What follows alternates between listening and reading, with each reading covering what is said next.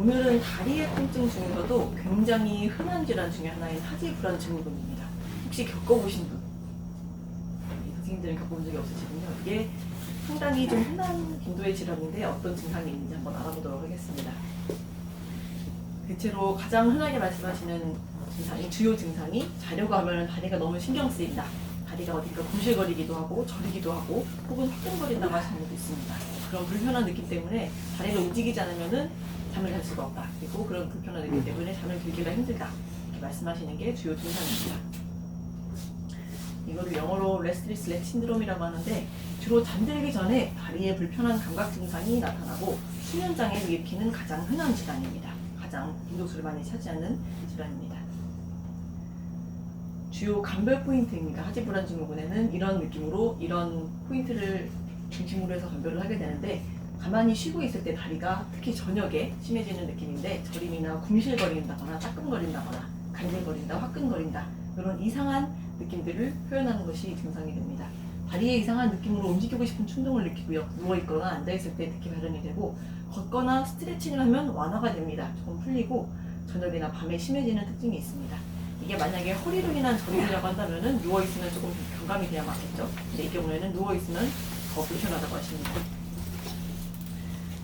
그건 국내 성인 인구의 5.4%, 한 100명 중에 6명꼴이라고 보시면 되죠. 굉장히 흔한 질환이고 3분의 2가 여성이고요. 중년 여성이 굉장히 많고 임신한 여성분들 중에서는 약 36%가 이 질환을 앓게 됩니다. 이게 하지 불안 증후군 자체만의 문제도 있지만은 이걸로 인해서 잠을 못 자고 만성 피로가 쌓이고 또 그것 때문에 집중력이 저하되거나 혹은 깜빡깜빡 한다거나 우울감이 생기는 경우도 굉장히 많습니다. 하지 불안 증후군의 원인은 이유 없이 생기는 경우는 1차성이라고 표현을 하는데, 1차성 고혈압 이런 식으로 얘기도 하기도 하죠. 그런 식으로 1차성의 경우에는 가족력이 있는 경우가 많습니다. 유전성이 50% 이상이라고 굉장히 높은 비율을 차지하고 있고, 2차성의 경우에는 철분 부족 혹은 당뇨병, 신장병, 파킨슨병의 전조 증상으로 나타나기도 합니다. 그리고 알코올 중독이나 이게 알코올 때문에 체액이 많이 손실이 되고 철분이 많이 소모가 되면은 그런 증상이 생기기가 쉽고요. 심한 다이어트나 말초신경병증에 의해서 생기기도 합니다. 우리 혈액이 무엇에 의해서 돌아가죠? 혈액을 이렇게 추동하는 엔진은 주요 엔진은 심장이 되는데, 우리 온몸에 있는 혈액이 대략 5에서 6m 정도 된다고 합니다. 근데 이 혈액이 1분 안쪽으로 한 바퀴를 다 돌아야 되는데, 그러려면 심장이 무려 5톤의 힘을 내야 된다고 해요. 근데 물리적으로 생각해보면 절대 그런 힘을 낼 수가 없겠죠. 심장이 우리 주먹만 하다고 표현을 그 정도가 된다고 하는데, 그래서 심장 외에도 이렇게 혈액을 추동하는 힘 중에 하나가 바로 이 종아리 근육입니다. 아래쪽에서 혈액을 끌어올리는 그런 힘이 바로 종아리가 되는데, 그래서 제2의 심장이라고 표현하기도 합니다. 걸을 때 근육이 수축이 완되는 힘에 의해서 정맥이 꾹꾹 짜지면서 위로 혈액을 올려주게 되죠. 그래서 비행기에 오래 앉아 있거나 혹은 그냥 활동하지 않고 오래 앉아 있는 경우에 어지럽다거나 그런 여러 가지 신체적으로 증상들이 나타나는 경우가 있습니다. 그런데 이런 종아리에 이런 수축이 완되는 작용들이 잘 안 될 때 이런 하지 불안 증후군이 나타난다고 할 수가 있는데, 특히 어디에서 나타나게 되냐면은 우리 다리 근육은 여러 가지 구획으로 나뉘어져 있습니다. 근육이 마치 연상시키기를 소세지처럼 연상시키시면 되는데, 막으로 근육들이 둘러싸여 있어서 그렇게 구획으로 둘러싸여 있는 구역이 내구역이 있습니다. 그런데 이 바깥쪽에 있는 근육들은 바깥쪽으로 이제 압력이 퍼지면 되는데, 안쪽에서 압력이 올라가는 경우에는 특히 이 안쪽에는 그리고 혈관과 신경이 많이 분포가 되어 있죠. 근데 여기 압력이 높아지면은 바깥쪽 근육이 감싸고 있기 때문에 압력이 쉽게 높아지는 경우가 많습니다. 근데 안쪽에 문제가 생길 때 주로 하지 불안 증후군이 많이 유발되게 되죠. 주의사항이 있습니다. 카페인, 커피와 그리고 술은 절대 금물입니다.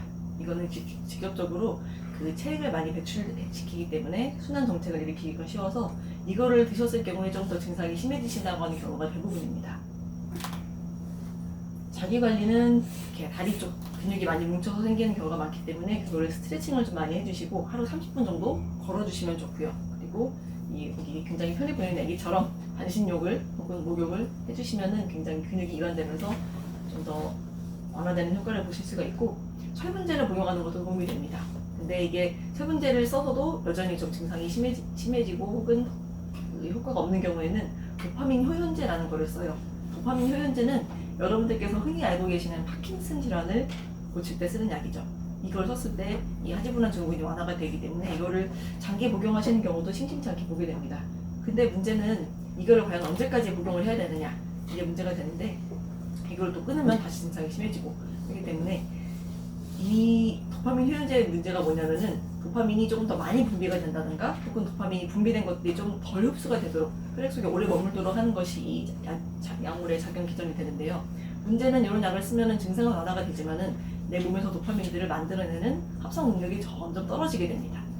그래서 그리고 이 약물에 대한 내성 같은 것도 생기기 때문에 한 2년 정도가 지나면은 이 약물에 대한 반응도 좀 떨어지게 되고요. 만약 이 약물을 10년 정도 장기적으로 썼을 때는 도파민을 만들어내는 능력이 거의 고갈된다고 합니다. 때문에 이거는 가능하면은 안 쓰시는 게 낫겠죠. 저희 한의원에서 그 하지불안 증후군을 치료하는 첫 번째 접근은 근육이완입니다. 신치료로 이렇게 풍선처럼 압력이 높아져 있는 근육을 풀어주는 거죠. 그래서 가벼운 근육근의 경우에는 이런 기복근이나 종아리 근육들을 풀어줌으로 인해서 해결이 되기도 합니다.